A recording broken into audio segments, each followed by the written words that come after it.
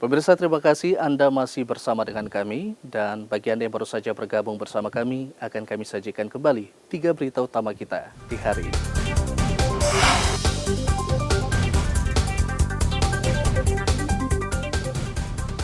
Seorang pengendara motor tewas terlindas truk. Polda Papua mewanti-wanti penambang emas di Pegunungan Bintang untuk waspada terhadap kelompok kriminal bersenjata.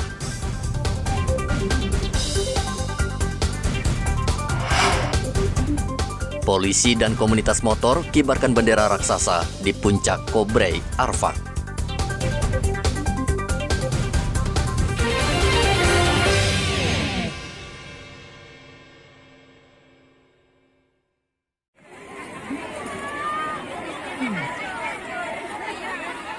Dinas Perindustrian dan Perdagangan Papua Barat membuka pasar murah dengan menjual paket sembako di halaman parkir kantor wali kota Sorong.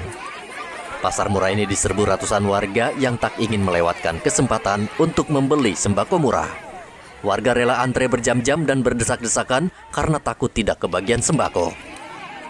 Bahkan sebagian tidak kuat hingga akhirnya jatuh pingsan.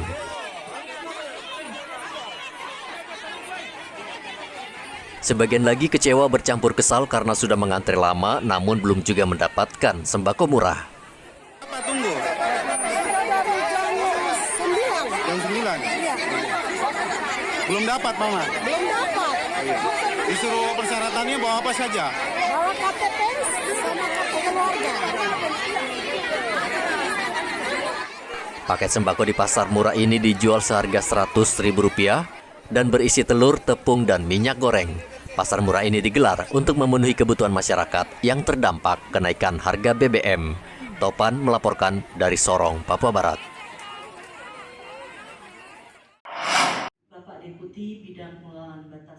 Pemerintah Indonesia akan membangun pos lintas terpadu di kawasan perbatasan RI Papua Nugini, tepatnya di Kampung Torasi, Merauke. Pos lintas terpadu itu diharapkan bisa membantu nelayan Indonesia di wilayah perbatasan agar tidak terulang lagi kasus yang terjadi beberapa waktu lalu, di mana nelayan Indonesia meninggal dunia ditembak tentara Papua Nugini karena memasuki perairan PNG.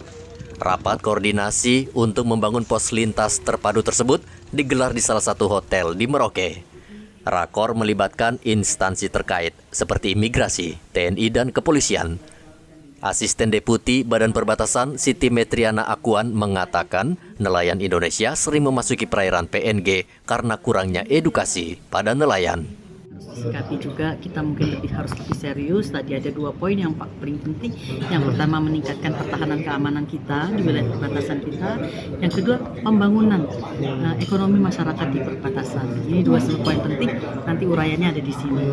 Itu ada usulan untuk pembangunan PLBN dalam skala kecil ya di Torasi atau gimana? Iya. Jadi pos lintas batas terpadu sebenarnya judulnya, bukan PLBN ya. Pos lintas batas terpadu yang juga mengandung unsur-unsur tadi CIKS tadi, custom, imigrasi, karantin, dan security keamanannya untuk wilayah Torasi yang berbatasan dengan daerah PNG. Nelayan Indonesia seringkali memasuki perairan PNG dan Australia. Hal ini disebabkan karena kapal mereka tidak dilengkapi alat navigasi yang modern. Dengan pos lintas terpadu ini, aparat diharapkan bisa mengawasi dan mengurangi pelanggaran batas wilayah yang dilakukan nelayan Indonesia. Muhammad Ridwan melaporkan dari Merauke, Papua.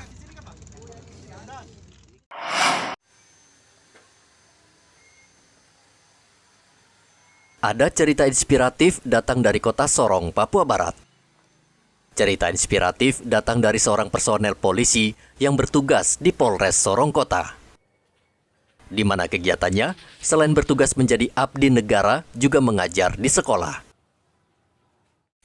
Aibda Hoirudin yang merupakan Babin Kamtipmas, Kelurahan Klabulu, mengajar mengaji bagi anak-anak Papua Muslim, suku Kokoda, di Jalan Tanjung Seget, Kota Sorong.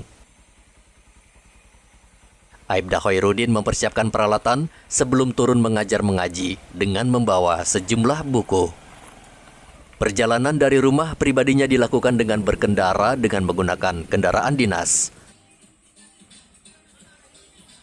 Tiba di lokasi mengajar, Pak Babin menjemput anak-anak di rumah mereka untuk belajar di rumah milik ketua RT setempat.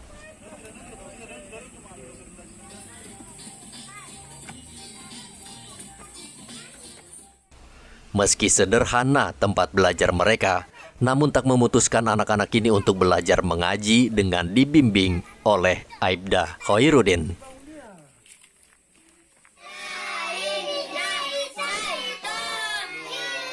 Satu persatu, anak-anak ini dibimbing dengan sabar oleh Aibda Khairuddin untuk belajar mengaji dan membaca huruf Arab.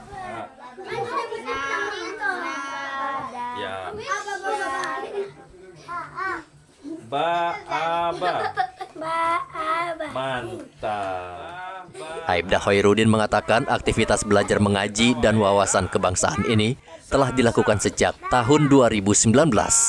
Ini kegiatan di TPA kami darurat, yaitu mengajar wawasan kebangsaan, pengenalan Pancasila dan Undang-Undang, kemudian mengajar ngaji untuk pemula, yaitu pengenalan huruf Arab, doa-doa pendek, dan Iqra. Sudah berapa lama dilakukan ini? Ini sejak 2019, namun 2020 karena ada pandemi sempat berhenti. Kita mulai lagi Januari 2022 kemarin. Antusias atau seperti apa? Ya, ini karena kebetulan kami, mereka biasa kalau sore setelah pulang sekolah umum mereka banyak bermain makanya sore saya lihat kesempatan untuk kami ajak belajar ngaji dan lain-lain. Alhamdulillah antusias mereka luar biasa. Iya. Sementara itu Ketua RT Jalan Seget Haji Ibrahim mengatakan sangat mendukung kegiatan belajar mengaji yang dilakukan Aibda Khairuddin karena aktivitasnya sangat membantu warga setempat. Memang benar juga karena ini menyangkut keagamaan. Mereka juga daripada anak kecil ini kalau dibiarkan nanti dewasanya sudah dibawa-bawa kemana-mana.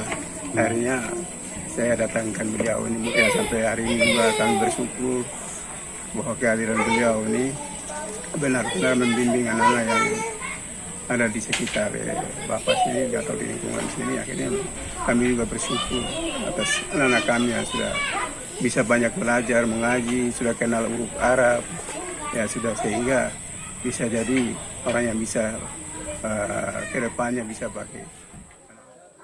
Semoga dengan adanya kegiatan inspiratif yang dimulai dari kelompok-kelompok kecil dapat menularkan hal-hal positif pada tumbuh kembang anak agar tidak terjerumus pada hal-hal negatif.